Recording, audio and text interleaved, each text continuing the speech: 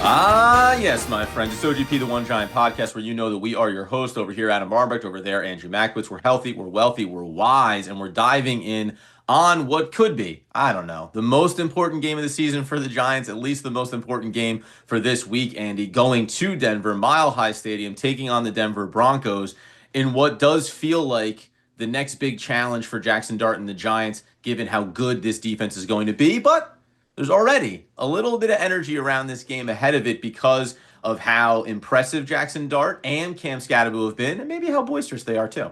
Yeah, Peter Schrager, who's now at ESPN, came out and, they're not known for any hyperbolic statements or anything, but he said this is clearly the most important game the Giants have played since the 2022 playoff game against the Eagles, right? Feels like they won against the Vikings. They ended up getting trounced in that Eagles game, but that was a meaningful game. Yeah. Since then, the Giants have been downhill and haven't really done anything noteworthy. It feels like the tides have slightly turned, winning two of the last three games against quality teams in the Chargers and the Eagles. And now all of a sudden you turn around and the Giants are obviously feeling themselves a little bit. Giant fans, I was there on Thursday night. Everyone was pointing to the sky and being like, "Thank you.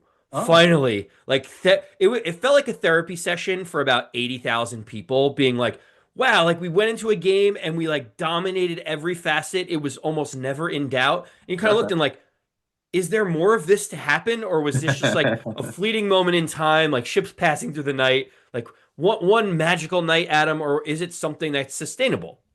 I had one magical night once, and then, she got up and left in the morning and said, you probably shouldn't call me. But the bottom line is, yeah, maybe it is, maybe it isn't. Before we get into the specifics about this matchup, because again, we're 3 games into the Jackson Dart experience. There's a lot to be absolutely excited about. And we're going to talk more about him in depth. There's also, though, because you have two personalities, I was saying there, Jackson Dart and Cam Scatterbo, it's something we haven't had. And I'm sure, like, you're there on Thursday night, you're at the game, the way they celebrate, how pumped up they are. We've seen clips from, like, Scatterbo on the side screaming at the offensive line, like, let's finish this thing. I think that's been a nice change for the Giants because we know, like, easy Eli Manning, nice and steady, calm. Like, a lot of Giant personalities have been relatively subdued. And when you go out and you perform at a high level, that's awesome. That's fine.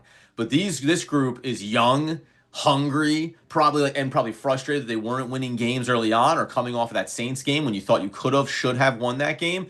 But that also gets the attention. It perks up the ears of the other side of the football. We talk about Jonathan Cooper, who had some things to say about when he was asked, "Oh, Jackson Dart, you've got this dangerous quarterback." That's a very leading question, by the way, when you're talking to one of the best defenses in the league. Yeah, so outside linebacker, as you mentioned, having these boisterous, larger than life personalities as rookies lends itself to veterans looking and saying you should know your place in the league. And 27-year-old Jonathan Cooper came out, and I'm reading his exact quote. He's a young Okay. guy. He's feeling himself a little bit. He's out there running around. He's got his chain on. He's dancing. I feel like everybody needs something. And like he went on just to talk a little bit more about things like, I'm not worried, whatever. But essentially he was saying, Jackson Dart's all flashy with his chain, like he's gonna see what's up. And Jackson Dart came back and said, I'm excited that he follows me and watches all my touchdown celebrations, and he said, that's all I'm gonna say about it. And I was like, perfect. You checked the box on like not buying into it, but giving like a subtle, funny quip. But so Adam, and then I'm going to continue on because I want to get your total perspective on Of all course. this. So then, Not a full potential All Pro and sack leader Nick Bonito came out and tweeted immediately, I've never seen a more delusional fan base in my life, talking about Giants fans, who, as you can imagine, took that very well, right? good And start. within about 30 minutes, he had taken down the tweet and pretended like he had never sent it at all. That led Abdul Carter to come out and say, did you hear all this chatter? They're talking a little bit about Jackson Dart. They're saying your fans are delusional. And he said something to the effect of, put your 3D glasses on, which is code. And he's like, we'll see you on Sunday. It's code for like, it's going to go down on Sunday. There's no love lost between these two teams out of nowhere. So, Adam, like, what's your take on all of this, like, chatter and noise and quippiness and like everything that's going on between two teams that like haven't had a rivalry since 1990? Yeah, and you're right. Like, that's it's also like there's a historical rivalry here between these two franchises, which is nice. Now, here's the thing. I'm going to start with the chain because a lot of people were talking about that over the last couple of weeks, and I don't know if you saw the story behind that chain. So it actually ends up that chain might only be worth about 16 cents. because it was Jackson Dart's younger sisters. He was leaving to go to college. He took it with him when he saw it in his room. It's like little heart-shaped diamond, quote unquote. He took it with him. He had a great season. It's like his good luck charm. So he wears it all the time. Now it does look like, as we see a lot of NFL players who still wear flashy stuff when they're in the game. So again, maybe if you're Cooper, you want to do a little bit of research because now, like that probably puts the fuel in the fire. Not that Jackson Dart needs it, but you're like, oh, okay. So I guess like you can be flashy at a certain point, but you can't be flashy as a rookie. Also, I don't know how flashy I am. I don't know what the financial cost was of that chain. But so there's that side of it. Then you have the listen. We're going to get into the stats about this game. There's a reason why Cooper can come out and say things like that, right? Because the defense has been very good for the Denver Broncos. And I expect veterans, every veteran across the league, this is all the way they think about rookies, especially like young, especially quarterbacks, and especially in today's league where like quarterbacks are protected a lot, right? So I get that part of it. The thing I like is Benito, you probably are just like, it's not worth it to get into the mix of that. From a Abdul Carter standpoint, he's also a boisterous personality. Jackson Dart and Scadaboo have gotten a lot of the fanfare, rightfully so, because on the offensive side, the Giants are finally scoring points.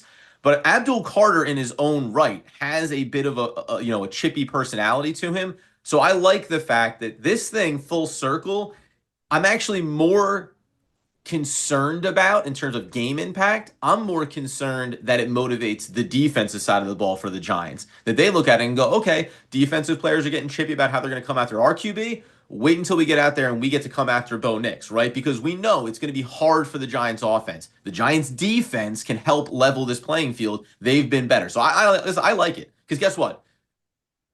Proof will be in the game pudding on Sunday.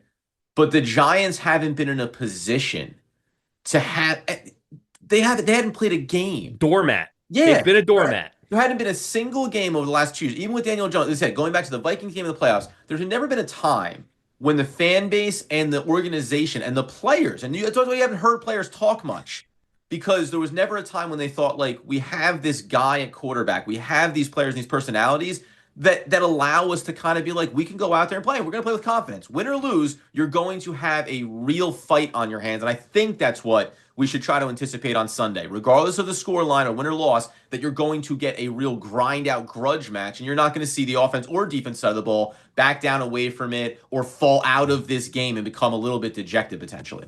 Yeah, two things. One, there's a greater than 50% chance that one of the Denver Broncos defensive players tries to snatch that chain off of Jackson Dart in this game, for sure. So if it's something sentimental, he might want to swap it out for a backup during this game, because it feels like if you've known anything, go back to Aqib Talib snatching chains before. Like the Broncos have done this before, and like the fact that he's pointing it out, I'm convinced. Like if that happens, I feel like I'm even more encouraged that the Giants would win the game. All right, so let's get into this matchup then, and some of the critical points of it. And I will say, on that note, one of the things that happens too sometimes when you're a veteran team and veteran players, and you're kind of poking at younger players, what ends up happening is it comes to game day, like you said, maybe someone tries to snatch the chain, an offensive lineman are ready to defend Jackson Dart, and now you're taking penalties, and now you're impacting the game, right? So, like, I think one of the most impressive things that we could see happen on Sunday would be that the Giants respond through their play. And that extends all the way to the head coach, by the way, because we already know that Brian Dable's going to get a fine for going into the tent, and John Mara had to come out with a statement because John Mara has been one of the leading owners of the league, pushing for all the medical oversight as there should be in the league. So we know that the head coach can be a reactionary type at times. So as Denver's coming after Jackson Dart, you need the Giants to keep their head. Let's start with, though, you mentioned Cooper, and you also mentioned Benito in his comments. So here's what we have. On the defensive side of the football for the Denver Broncos, I'm going to start with the linebacking core for them has 16 total sacks out of their 30 sacks on the season. So they get, unlike the Giants defensive side, they get a lot of their pressure on that second wave through the linebacking core and bringing players from that lever. Benito has 8, but you also have them spread out across there, right? So offensively, as we can highlight one of the injuries for the New York Football Giants, Andy, I find it interesting to see how they approach this game. I'll combine it with two things.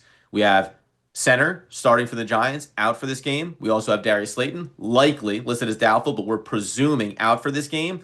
And that means, I wonder if you agree, I expect to maybe see some similar formations that we saw in that, what, 2 weeks ago, heavy tight end sets and really trying to give the extra offensive lineman help there as we talk about a defensive wave that's going to come at you in different ways than we've seen the last couple of games. Yeah, I mean, the Giants are so thin at wide receiver already. Not being able to have Darius Slayton really makes it difficult for the Giants. But we thought that that was going to be the case going into the Eagles game. And Yeah. Jackson Dart extended plays. He made little Jordan Humphrey look awesome, Look like high big Jordan pointing Humphrey. balls up there. Like he played excellent for the Yep. Giants. It makes you wonder, like, why is he sitting on the practice squad if he can make all these plays? Eh. But the Giants are going to have some combination of Wan'Dale Robinson, Humphrey, Jalen Hyatt, maybe Bo Collins. Like it is going to be the same type of wide receiving core that you saw in the last game. I think you're going to see a lot of two tight end sets. I think you're going to see the Giants have to find a way to run the football so that Benito and company just they lead the league with 30 sacks right now, Adam. Like you cannot let them pin their ears back and take Yep. Jackson Dart's head off. You have to find some semblance of a running game. And maybe that's the motivation that you got to give the offensive line. Like they're coming after Jackson Dart. We're going to beat them in the trenches this game to really be able to establish some of it.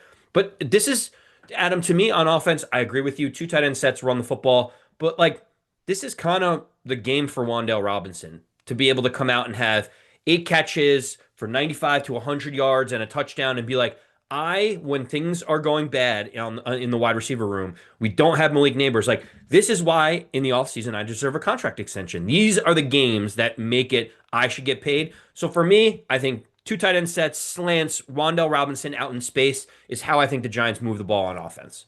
Yeah, I keep coming back to it because Denver's also very good against the run. They're also very good preventing running quarterbacks, right? So there's two things here. Jackson Dart so far to this point averages 6 yards per pass attempt. That's 29th in the league, right? So we know that it's the downfield game is still going to be an evolving process, and no Malik Neighbors is going to impact that. So hey, short space. We saw it last week, by the way. Ran what was it? A 7 to 10 yard pass on the outside of Wan'Dale Robinson makes a guy miss at the sideline and then cooks for a touchdown, right? You need those things to happen. I also, again, we said this in the past couple of weeks. Daniel Bellinger, like we saw Theo Johnson get 2 red zone touchdowns. It was awesome, but it's a big body who finds a pocket. Daniel Bellinger is the quicker, shiftier, tight end option there. So I come back to that again. We didn't see Tyrone Tracy Jr. get involved much last week.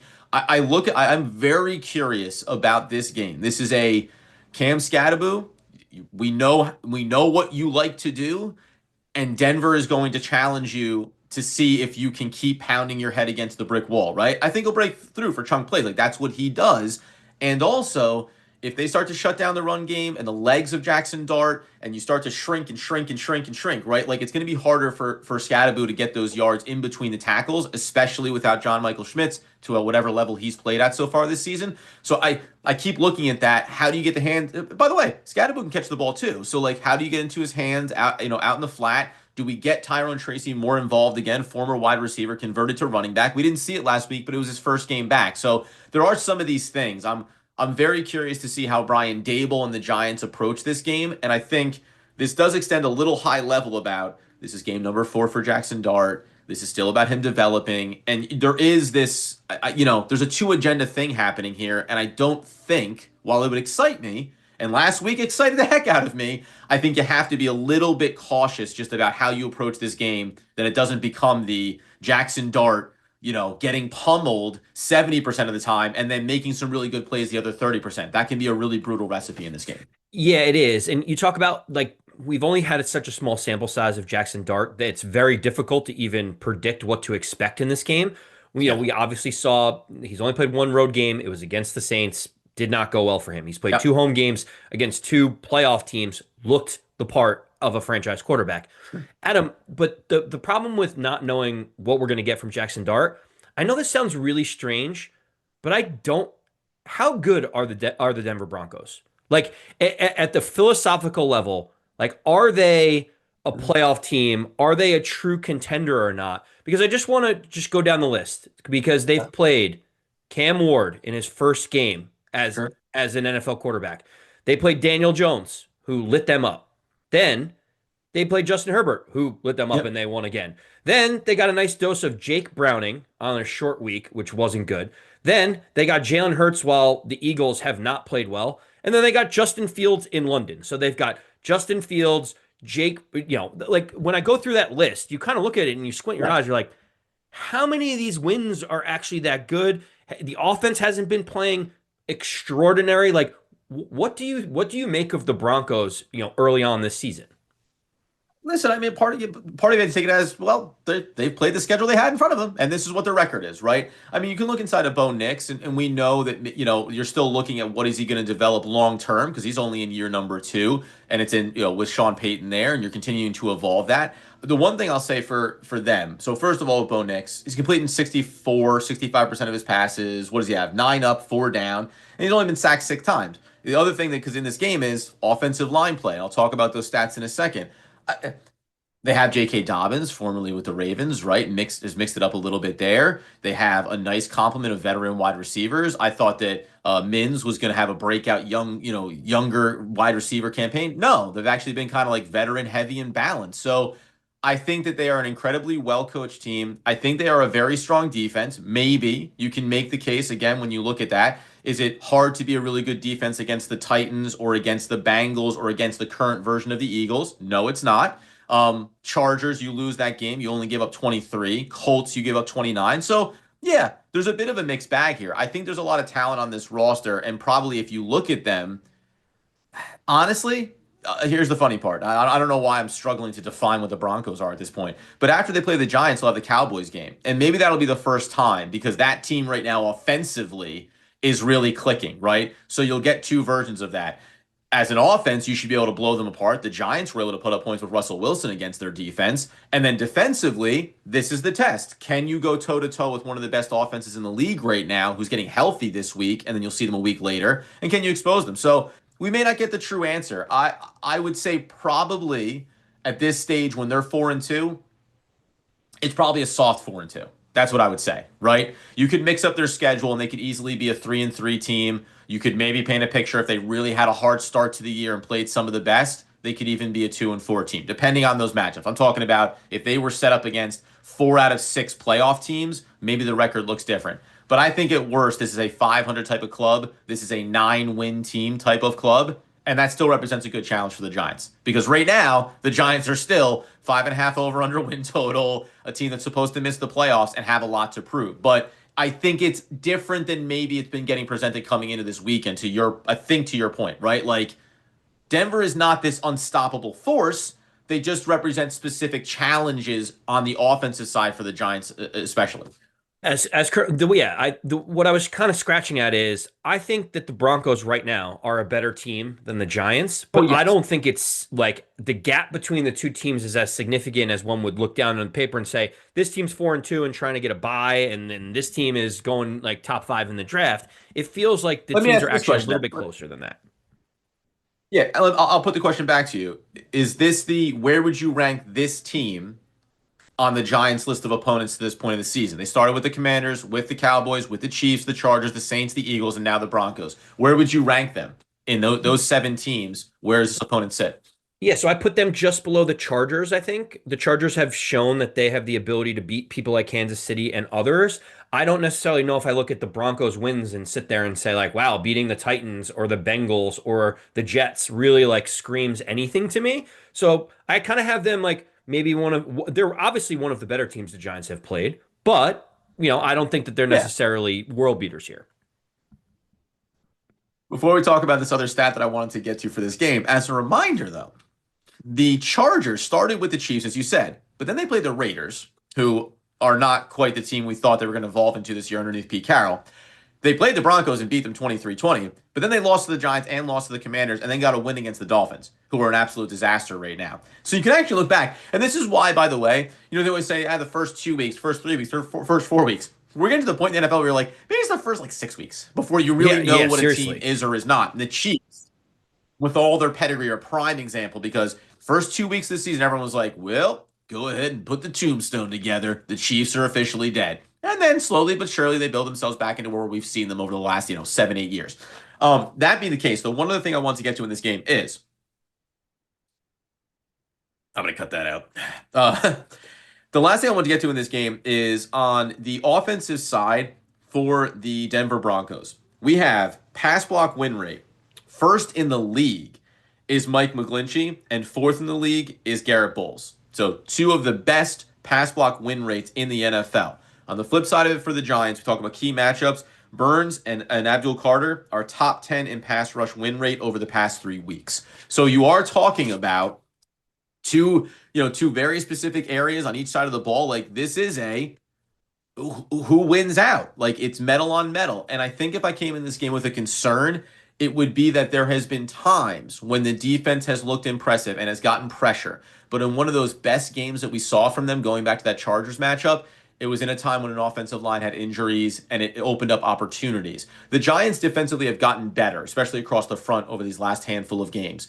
But I do need to see them step up in an instance like this where you go, this is one of those very consistent offensive lines. Like they are going to hold you up. Can you break through on that? And it's going to come down to not just Burns, not just Carter, but also Thibodeau, Dexter Lawrence in the middle, right? Like you're asking that question of them. And I think in a game like this, what's nice is the defense has been energized by Jackson Dart and by this offense and putting up some points. And it does seem to give them a little bit of that juice. And maybe you keep going back to that well, where in previous years you'd say, listen, we'll battle for the first quarter and a half, the first two and a half quarters.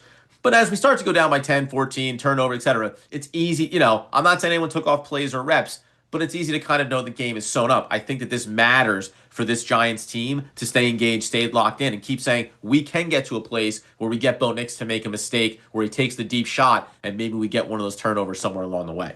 Yeah, I mean, listen, the Giants felt like they had the right script for the Saints game when they were up 14-3, and it felt like they were going to be coasting and cruising. And then all of a sudden, the team turns the ball over 5 consecutive times. The game gets away from you, and you don't Yeah, get there. yeah, So, it's a difficult one. But going into this game, Adam, I think it's time yes, for us to figure out some predictions here. sure. Right now, the New York Giants are 7-point underdogs going into Mile High. It's a The big number. over-under on the game is 40.5, so they don't expect it to be a shootout in Denver.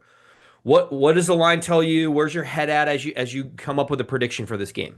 Yeah, Denver Broncos give up underneath 16 points on the per game on the season, second in the NFL. We've talked about who they've played against and whether or not that influences it. Some of those teams are good offenses though. So, we talk about 40 and a half is the over under. Is that what the number you said there? So,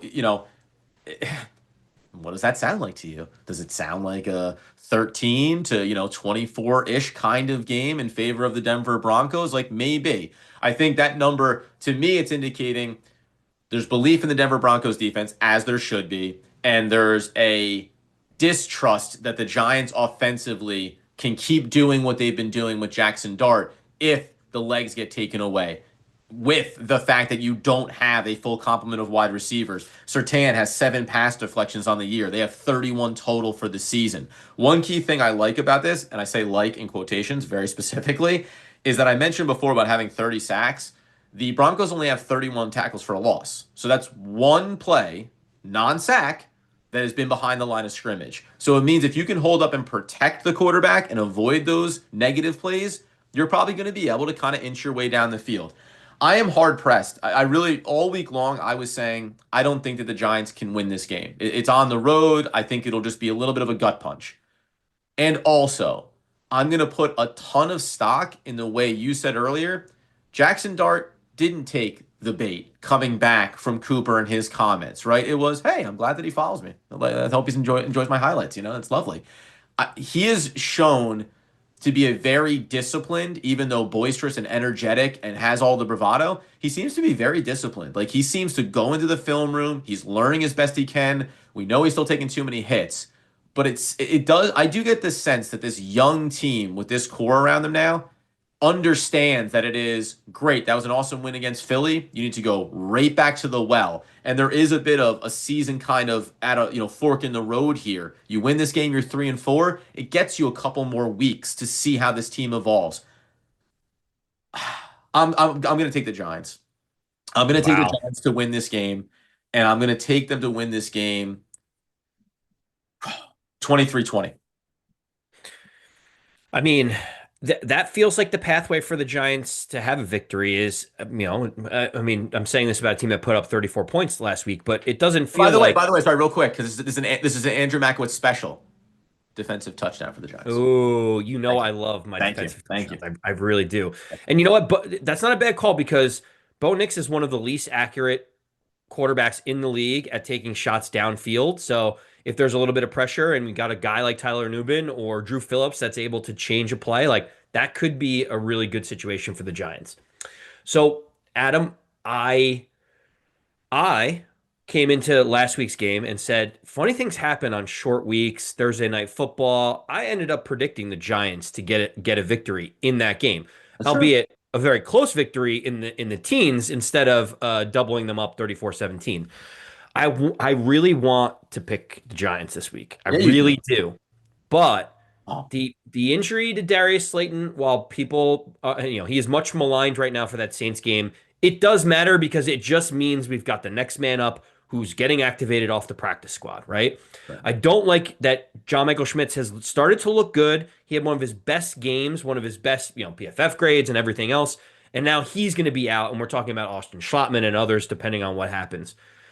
It's really tough unless Jackson Dart is ascending and is going to be a top 12 quarterback in the league to see how you go on the road against a very good defensive team in a really hostile environment and come out and get a W. So Yeah. I I think the Giants defense is going to play well. I just don't know how this is a great litmus test for this offense. I just don't know how much they're going to be able to move the ball. I don't think it's going to be as ugly as the Jets game, but I do think that the Giants are going to have a struggle on offense being able to move the ball against what we think is one of the top defensive teams. Yeah. I'm going to go with something like 23-13 as the final score. It just feels like I want the Giants to surprise me. Their team total is 16 and a half, so most people don't even think they're going to get to 17 points today. I really wanted to pick them, but I think this is just such a tough spot for a rookie in his fourth start on the road against a potential playoff team. Yeah, and I look back to that game against the Chargers, 21-18, right? Like that maybe that's kind of the range. And even, I say 23-20 with a defensive touchdown. Maybe it should be 20-17, right? Maybe it should be 17-16 because the defense holds field goals time and time again, right? And you're right. Like, listen, I think at the end of the day, this is just a good test for the Giants. It's a good gauge here, right? And it's funny too, because you mentioned it. When you look back over these last 3 weeks for the Giants, since Jackson Dart took over under center, 21-18 against, we think, a good team in the Chargers and a good defense in the Chargers. Great. Defense stepped up there. The game against the Saints, you go, oh, what the heck happened? Well, 5 turnovers happened, right? But it's hard, but it's the reality. So then pendulum swings back so positive against the Eagles, and now you're just that's I think where the lump in every Giants fan's throat is understanding. We're not going to bail out on Jackson Dart if he has a bad game, but we know there's the potential for that there. And as he puts more film on tape, more and more teams get to kind of study it and say, how do we disrupt him? How do we make it difficult? I'm just going to say, last thing for me, Brian Dable. Like, this is your guy, and we've seen the success of that. So you need to keep showing that you can be an offensive mind that pushes levers in different directions, that finds a way to surprise the Denver Broncos. We've seen it on opening drives and being able to score touchdowns, even in the Saints game before all those turnovers. So get the early lead to start. Defense, do your job and see what we get here. I expect it to be a close game, and maybe we're right. We'll find out who comes out on the better side of the prediction. Until next time, though, until the best times, as Andrew Makowitz would want, nay, need, demand, the people know. As always, let's go Big Blue.